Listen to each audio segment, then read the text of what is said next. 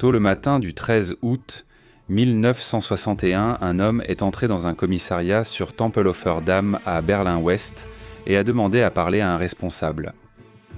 Il était calme et bien habillé. Il parlait un allemand assuré mais avec un accent slave. Il a dit qu'il s'appelait Bohdan Stachinski et qu'il était un officier du renseignement soviétique. Il a déclaré avoir personnellement assassiné 2 exilés ukrainiens à Munich en utilisant un pistolet à poison secret qui ne laissait aucune trace. Il a dit qu'il avait agi sur ordre direct du KGB.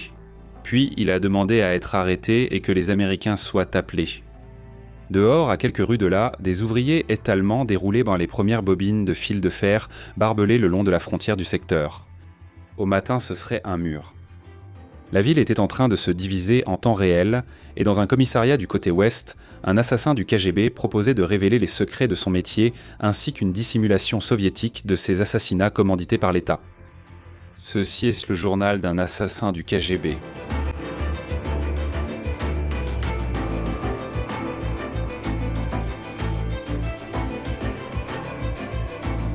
Bonjour, je suis Philippe Thompson, l'humain derrière cette chaîne. True Life Spy Stories est une opération menée par une seule personne, et si vous appréciez ce que vous regardez, la meilleure chose que vous puissiez faire est de vous abonner et d'aimer cette vidéo. Cela m'aide vraiment à développer mon public. Si vous souhaitez aller plus loin, j'ai des adhésions à la chaîne sur YouTube. Si vous devenez membre, vous bénéficiez d'un accès anticipé, de vidéos réservées aux membres, et de la satisfaction de savoir que vous contribuez directement à la poursuite de ces histoires. Maintenant, commençons. Bohdan Stachinski est né le 4 novembre 1931 dans un village de l'ouest de l'Ukraine, près de Lviv. Depuis la fin de la Première Guerre mondiale, la région était sous contrôle polonais. C'était un bastion de l'Organisation des nationalistes ukrainiens, l'OUN. C'était l'organisation qui menait la campagne pour l'indépendance de l'Ukraine et la dissolution de l'Union soviétique. La famille Stachinski avait des liens étroits avec l'OUN. L'ouest de l'Ukraine résistait à la domination soviétique depuis des années. En vertu du pacte Molotov-Ribbentrop de 1939, Staline et Hitler se sont partagés l'Europe de l'Est et l'ouest de l'Ukraine est passé du contrôle polonais au contrôle soviétique du jour au lendemain. 2 ans plus tard, les Allemands ont chassé les soviétiques. À la fin de la guerre, Staline a repris le contrôle. Il y a eu des déportations massives, des exécutions et des punitions collectives infligées à des villages entiers. L'armée insurrectionnelle ukrainienne, l'UPA, était encore active dans les forêts, menant une campagne de guérilla que le ministère soviétique de la Sécurité d'État démantelait méthodiquement. Bien que leur direction ait été exilée à Munich, le mouvement était toujours bien vivant et restait une épine dans le pied de Moscou. Lorsqu'il avait 19 ans, Bohdan a été surpris à voyager en train sans billet. Il a été mis à l'écart pour un interrogatoire, qui a duré toute la nuit. Si cela semble excessif pour un resquilleur, c'est parce que les autorités avaient un autre chose en tête pour le jeune homme. Ils savaient qu'il avait des liens avec les nationalistes et voulaient hors son aide. Qu'il ait accepté librement ou pour éviter un goulag sibérien, nous ne le saurons peut-être jamais. Ce que nous savons, c'est que le lendemain matin, Bohdan Stachinski avait accepté de devenir informateur pour le MGB. Ses premières missions étaient près de chez lui. Il a été envoyé dans le réseau de bunkers dissimulés que l'OUN utilisait dans les forêts autour de Lviv pour espionner et identifier les chefs insurgés et signaler où ils se trouvaient. En moins d'1 an, il avait fourni assez de noms pour provoquer arrestations et exécutions. Son succès l'a conduit à être envoyé à Berlin-Est, où il a été formé comme agent opérant à l'étranger et a reçu le faux nom de Joseph Lehmann. On lui a attribué un agent traitant, un officier du KGB qui se faisait appeler Sergueï et qui allait le diriger pendant les années suivantes. Il a aussi rencontré à Berlin-Est une femme nommée Inga Paul. Elle était est-allemande, couturière, pas communiste et n'éprouvait aucune sympathie pour la police secrète. Elle ne le connaissait que comme Joseph Lehmann. Il allait devenir un assassin et elle n'en avait aucune idée. Depuis les années 1930, le KGB avait maintenu un laboratoire secret dédié au développement de poisons. Au moment où Stachinski est entré dans le programme, il s'appelait Laboratoire 12. Ceux qui y travaillaient avaient passé des décennies à tenter de résoudre un problème très spécifique. Comment tuer quelqu'un d'une manière qui semble totalement naturelle ? La solution qu'ils ont développée pour Stachinski était un simple tube en aluminium, d'environ 15 cm de long. Lorsqu'il était dissimulé dans un journal roulé, il paraissait encore plus banal. À l'intérieur de l'appareil se trouvait un mécanisme à ressort, relié à une ampoule en verre contenant du cyanure de potassium liquide. Lorsqu'il était déclenché, le percuteur écrasait l'ampoule. Le liquide était forcé à travers une fine grille et se transformait en une fine brume de cyanure mortel. L'effet biologique était rapide. La vapeur de cyanure inhalée à courte distance provoque une constriction immédiate des vaisseaux sanguins, entraînant un arrêt cardiaque en quelques secondes. Fait crucial après la mort, les vaisseaux se dilatent à nouveau. Au moment où le corps de la victime était examiné, les signes révélateurs de l'empoisonnement auraient presque disparu. La cause du décès semblerait être une crise cardiaque. Pour éviter tout risque pour lui-même, lors de l'utilisation de l'arme, Stachinski a reçu une pilule à prendre 1 heure avant de tirer. Ensuite, immédiatement après avoir appuyé sur la gâchette, il devait casser une capsule de nitrite d'amyle et en inhaler la vapeur. Les cibles de Stachinski se trouvaient à Munich. La ville était devenue le centre de gravité de la communauté ukrainienne en exil après la guerre. Du point de vue de Moscou, Munich était l'endroit où le problème résidait. Stachinski était la solution qu'ils avaient choisie. Les 2 hommes sur la liste de Stachinski étaient Lev Rebert et Stepan Bandera, tous deux des figures importantes de l'OUN, mais ils n'étaient là pas eux-mêmes alliés. Le mouvement nationaliste s'était fracturé en 1940 en factions rivales. Rebets avait à l'origine fait partie de l'organisation de Bandera, mais il s'en était séparé au début des années 50, repoussé par les méthodes de Bandera. Sa faction avait collaboré avec les nazis pendant la guerre et était responsable du massacre de dizaines de milliers de citoyens polonais en Ukraine occidentale. Même au sein de la communauté en exil, ces méthodes étaient contestées. Les 2 hommes s'étaient retrouvés dans des camps opposés lors d'une amère scission publique et la faction plus extrême de Bandera avait en fait déjà ordonné l'assassinat de Rebet. Pour le KGB, cette histoire était utile. Si l'un ou l'autre des meurtres attirait l'attention, il existait déjà un conflit interne sur lequel s'appuyer. Lev Rebet figurait en tête des cibles. Avec Stachinski prêt à être envoyé pour sa mission mortelle, le prochain défi était de trouver comment faire parvenir son arme à Munich. Au début, le KGB prévoyait de transporter l'arme par des voies diplomatiques en Allemagne de l'Ouest, mais il a abandonné cette idée par crainte que le contre-espionnage occidental ne surveille. Leur plan était plus rudimentaire. L'arme a été transportée par Stachinski lui-même, enveloppée de coton et placée dans un cylindre en aluminium. Il a placé cela dans une boîte de saucisses de Francfort, une boîte à double paroi avec un couvercle amovible conçu pour ressembler exactement à la deuxième vraie boîte de saucisses qu'il transportait. En octobre 1957, Bohdan Stachinski a quitté Berlin-Ouest à bord d'un vol Air France directement à destination de Munich. Le contrôle aux frontières l'a laissé passer sans inspecter ses affaires. Il était temps pour lui de se mettre au travail. Lev Rebert avait 50 ans, c'était un intellectuel et le principal théoricien de la communauté ukrainienne en exil à Munich. Il avait déjà payé pour ses convictions, ayant été emprisonné à Auschwitz pendant la guerre après avoir participé à la brève déclaration d'indépendance de l'Ukraine en 1941. Ses écrits ont façonné l'orientation idéologique du mouvement. Cela a fait de lui une cible prioritaire pour le 13e département du KGB, la section responsable de ce que les documents internes soviétiques appelaient les affaires mouillées, c'est-à-dire les assassinats politiques commis sur le sol étranger. Stachinski a passé les mois suivants à surveiller Rebet, suivant ses habitudes jusqu'à son bureau au Karlplatz 8 en plein centre de Munich.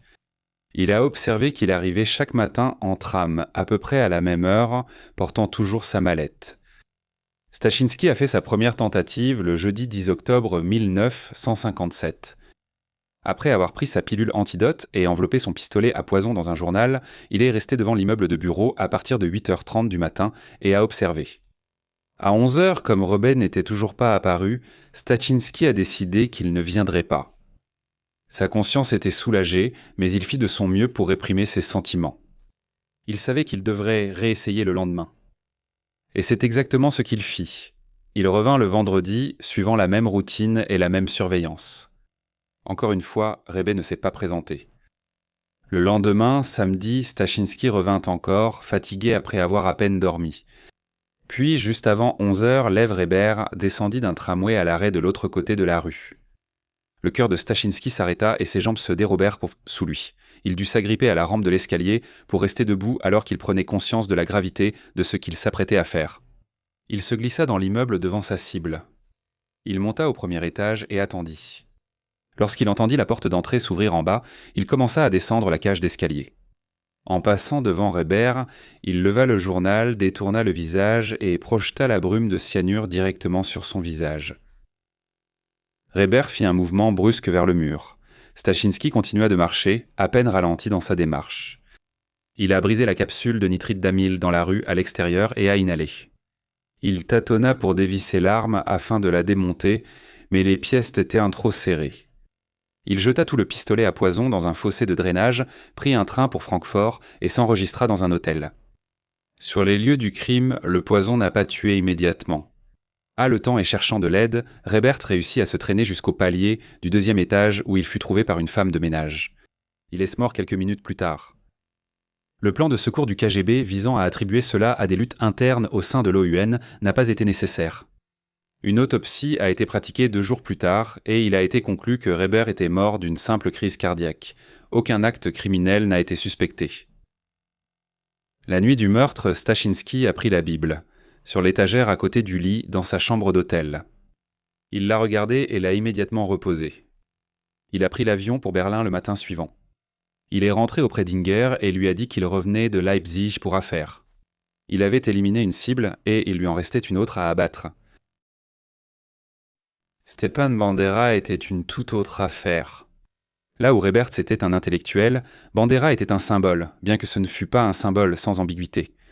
Il avait dirigé l'OUN pendant la guerre, survécu à la détention aussi bien chez les nazis que chez les soviétiques, et pour ses partisans dans la diaspora ukrainienne, il était l'incarnation vivante de la résistance. Pour d'autres, son passé pendant la guerre en faisait une figure très clivante. Pour la direction soviétique, dont Nikita Khrouchtchev et le président du KGB Alexandre Chelipine, la distinction importait peu. Il était une source d'embarras et une menace qu'il fallait éliminer. Le problème, c'est qu'il était difficile à trouver. Il a fallu à Stachinski près de 2 ans pour le retrouver. Il l'a finalement repéré en mai 1958 lors d'une cérémonie commémorative dans un cimetière de Rotterdam. Des nationalistes ukrainiens s'étaient rassemblés pour commémorer l'anniversaire de l'assassinat du fondateur de l'OUN, Jevan Konovalits. Il a photographié Bandera dans la foule et a noté la voiture qu'il conduisait, une Opel Capitaine bleu foncé. En janvier suivant, Stachinski s'est rendu à Munich. Le KGB avait des informations selon lesquelles Bandera avait pris le pseudonyme de Stefan Popel. Stachinski a cherché ce nom dans l'annuaire téléphonique et a trouvé une adresse. L'adresse s'est révélée être la bonne. Stachinski a surveillé la propriété et n'a pas tardé à apercevoir Bandera et l'Opel à l'extérieur. Il avait trouvé son homme. Il attendait désormais les ordres du centre de Moscou. Il les a reçus en avril 1959. Le centre avait décidé qu'il était temps de liquider Bandera. Il était attentif à la sécurité, contrairement à Rebet. Il voyageait avec des gardes du corps et restait mobile. Pour cette mission, le 13e département a fourni à Stachinski une version modifiée du pistolet pulvérisateur. Cette fois, il était à double canon, permettant de tirer sur un garde du corps et de réserver la seconde décharge à la cible principale. Stachinski est retourné à Munich ce mois de mai-là, armé d'un pistolet pulvérisateur empoisonné modifié et d'un jeu de clés dupliqué de l'appartement de Bandera. Il a suivi les déplacements de Bandera pendant quelques jours, puis un soir, Stachinski l'a suivi alors qu'il entrait dans son garage. Prêt à appuyer sur la gâchette et commettre l'assassinat, mais il n'a finalement pas osé aller jusqu'au bout. Alors qu'il s'enfuyait, il a tiré son arme dans le sol et l'a jetée d'un pont de pierre dans un ruisseau du Hofgarten. Il avait peur d'être puni par le KGB pour avoir échoué dans sa mission, alors il a dit à son agent de liaison qu'il avait abandonné parce qu'il avait aperçu quelqu'un dans la cour et cassé les clés dans la serrure. Moscou l'a renvoyé en octobre avec une nouvelle arme et des clés de rechange. Le 15 octobre 1959, Stachinski s'est de nouveau rendu à l'immeuble de Bandera. Il est entré et a attendu. Bandera est rentré seul chez lui cet après-midi-là. Il se tenait dans le couloir d'entrée, essayant de retirer sa clé de la serrure, des paquets coincés sous un bras, lorsque Stachinski est descendu les escaliers vers lui. Bandera se débattait avec ses clés tandis que Stachinski passait. Stachinski s'est retourné et a tiré avec les 2 canons de son pistolet au cyanure en plein visage. L'assassin s'est vite éclipsé. Bandera n'a pas aussitôt perdu connaissance. Il a été trouvé par un voisin haletant et il est mort dans l'ambulance en route vers l'hôpital. Cette fois, l'autopsie a soulevé des questions. Le pathologiste a détecté une légère odeur d'amandes amères, un signe révélateur de cyanure, et a trouvé de minuscules fragments de verre dans la peau autour du nez et de la bouche de Bandera, provenant des ampoules écrasées à l'intérieur du pistolet. Après avoir exécuté l'assassinat, Stachinski s'est rendu au Hofgarten et, pour la 3e fois, s'est débarrassé de son arme. Il l'a jetée dans le même système de drainage du parc qu'après avoir tué Reber, puis a pris le train pour Francfort. Le lendemain matin, à l'aéroport, en attendant son vol, il a acheté un journal et a lu le gros titre. Accident ou assassinat. Le coroner a d'abord conclu à un suicide par empoisonnement au cyanure. Lohn a rejeté cette théorie. En novembre de la même année, la police ouest-allemande enquêtait sur ce décès comme sur un homicide. Le KGB, quant à lui, semait la confusion en affirmant que les services de renseignement ouest-allemands avaient éliminé Bandera. Environ une semaine après son retour à Berlin-Est, Stachinski s'est aventuré un soir dans un cinéma. Les actualités filmées montraient les funérailles de Bandera, cercueil ouvert, fleurs et personnes en deuil. Il se renfonça dans son siège. Pour la première fois, il vit les conséquences de ce qu'il avait fait, et cette fois, il ne put pas faire taire sa conscience. Le lendemain, il confia à Sierge, son agent de liaison du KGB, qu'il était troublé. Il déclara que Bandera avait une femme et des enfants, et qu'il leur avait enlevé leur père et mari. Sierge répondit que les enfants de Bandera remercieraient un jour Stachinski pour son acte. Pour Bodin, c'était le summum du cynisme. En novembre 1959, Stachinski reçut l'ordre du drapeau rouge par décret du Soviet suprême dans une planque à Berlin-Est. Quelques semaines plus tard, Stachinski fut emmené à la Loubianka pour une cérémonie de remise de décorations privées. L'ordre du drapeau rouge est une distinction militaire remise aux soldats courageux sur le champ de bataille. Bodin Stachinski avait tué 2 hommes sans défense et sans méfiance dans des cages d'escalier en leur pulvérisant du gaz au visage à l'aide d'un journal roulé. Il remarquait l'incongruité de la situation. 6 mois plus tard, en mai 1960, Bodin a demandé Inger en mariage. Ses officiers traitants du KGB étaient alarmés. Ils l'ont poussé à rompre et à choisir une partenaire russe plus facile à contrôler. Il a refusé. Il s'est confié à sa fiancée, lui révélant qui il était vraiment. Pour la première fois, elle a appris son vrai nom, sa véritable profession et ce qu'il avait fait à Munich. Le KGB a finalement autorisé le mariage, mais sous certaines conditions. Inge devait aider son mari dans son travail pour le KGB. Le centre croyait qu'avec des intérêts personnels en jeu, elle serait plus contrôlable et poserait moins de problèmes. Ils ont été amenés à Moscou et placés sous étroite surveillance.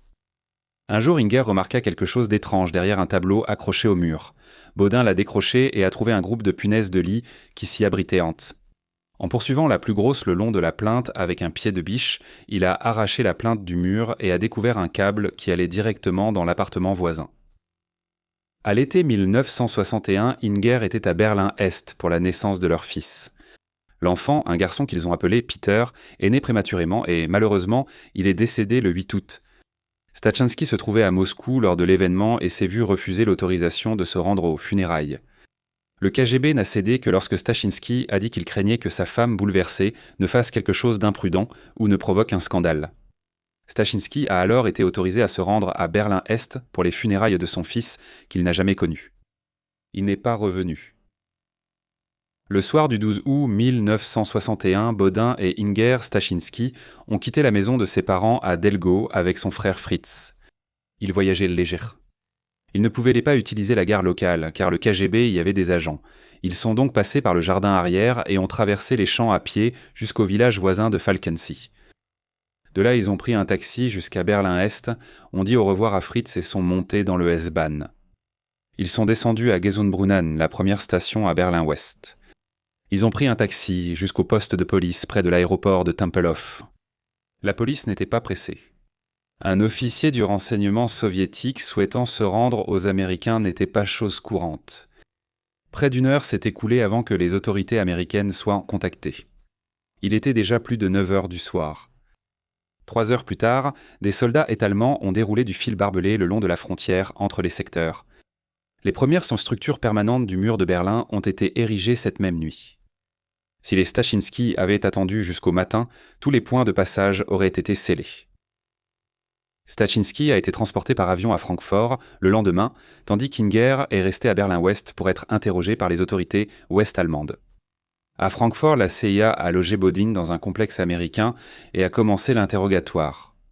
La première évaluation de l'agence concernant Stachinski, comme pour tous les transfuges venus d'eux-mêmes, était empreinte de scepticisme.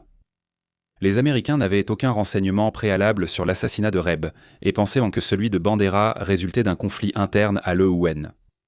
Après avoir été interrogé pendant 3 semaines, la CIA l'a rejeté et l'a remis aux autorités ouest-allemandes.